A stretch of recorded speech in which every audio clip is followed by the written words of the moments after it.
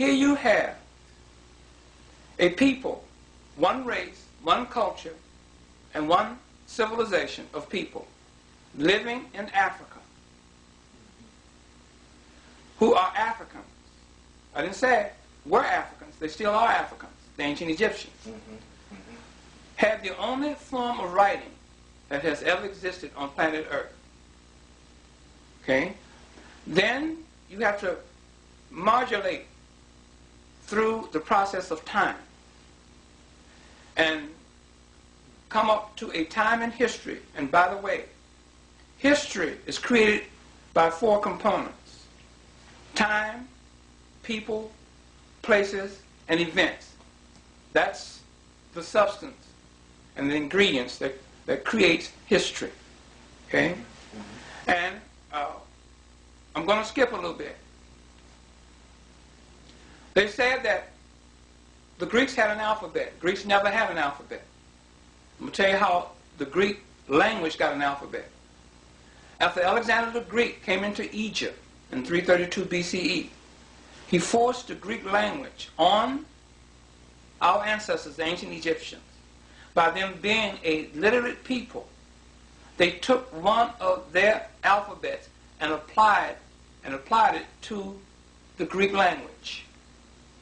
So the Greeks never had an alphabet, but it was the Greek language that an alphabet was applied to by the ancient Egyptians after the Greek language was forced on them.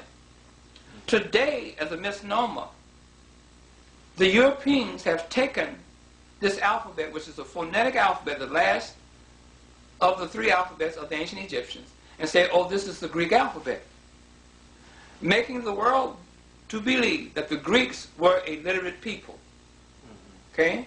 And then they say from the Greek alphabet came the Latin alphabet. Okay? And then they proceed to take our ancient Egyptian ancestors' alphabet away from the ancient Egyptians and say, oh, this is the Greek alphabet. The Greeks had an alphabet. No. Then, I'll tell you someone else who horned in on our ancestors' alphabet, the phonetic alphabet, or the 3rd alphabet of our ancient Egyptian ancestors. It was the people who practiced a religion called Judaism.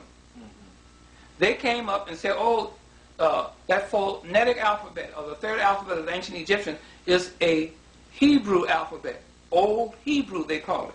No such thing. You see, I would never allow them, or nobody, to take an alphabet away from my ancient Egyptian ancestors out of ignorance. I'm not ignorant, so therefore I'm not going to allow this. Okay? Now, I have to say all this to get up to answer your question, because what we're doing now is progressing through time, which makes up history. Okay? Let's go into the time of Johannes Gutenberg. Skipping a little bit. 1437, he created what is known as a printing press with movable print for the Europeans, even though the Chinese had invented a printing press with movable print in the 12th and 13th century. But here you have in Europe, for the very first time, a printing press with movable print. But the problem came to be is that he needed money. So he borrowed money from an individual who really was a baron. The barons at that time, which are Lombards, etc., etc., they were the ones that handled and had the money. Okay, they were money lenders. He borrowed money from Johannes Fust, F-U-S-T, at a high interest, which he couldn't pay back. So Johannes Fust confiscated this printing press of Johannes Gutenberg. And right after that came the very first printed Bible on earth in 1475. The Old Testament was printed. This Old Testament consisted of the Pentateuch, first 5 books of Moses, and it's also called the Old Testament. The Old Testament, first 5 books of Moses, and the Pentateuch is all one and the same. This book was created, or this form of literature that's contained in the Old Testament, was created by one Moses Maimon, called Maimonides, in the 12th century, 1180 to be exact. Okay? So they used this form of writing, or the manuscript that made up the first 5 books of Moses. Moses who? Moses Maimonides. That's who created the book, but they will give you as an illusion the fact that this is the books of this Moses that's connected to the religion called Judaism. But so it be. This Old Testament Bible that was printed in 1475 for the very first time was a Bible created and written for Christians, not the Jews. Because, see, the Jews had their Torah and Talmud. Okay?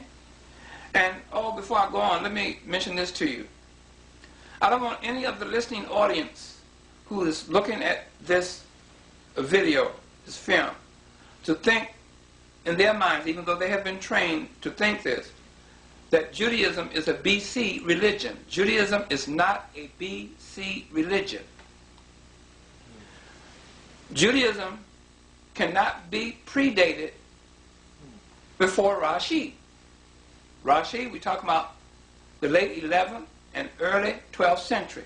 He was the one that formulated and created Judaism as a religion in 2 forms.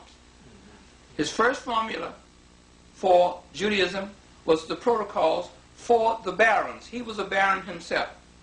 Okay? He lived in France. His family owned vineyards. It was grape growers.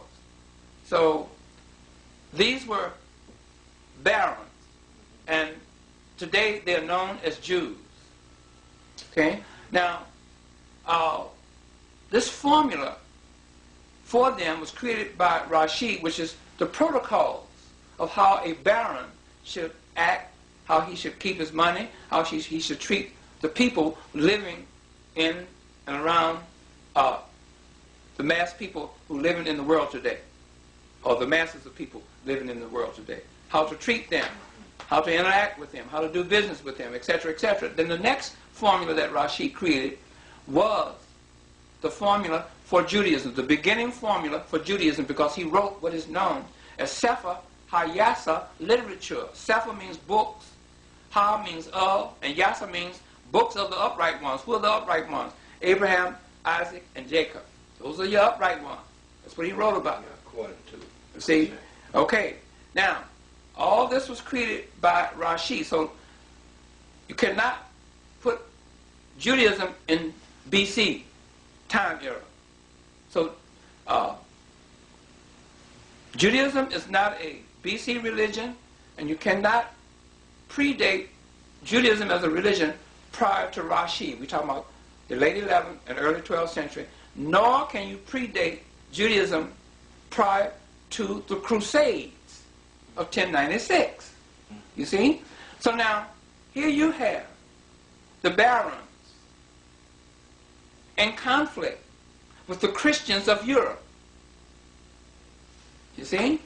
So this is where the conflict came in. This is where the polemic came in between the Christians of Europe and the barons, who are the moneylenders, who also are the Lombards. And if you go to England, you will go to a street called the Lombard Street, or Lombard Street. And that's where all your banking houses are today. Your lending institutions, the House of Rothschild, Solomon Brothers, etc., etc. That's where your money lending institutions are, right there today. That's just nothing but an offshot of these Lombards or barons, okay? But Western Christianity had a polemic going with these various barons through history, okay?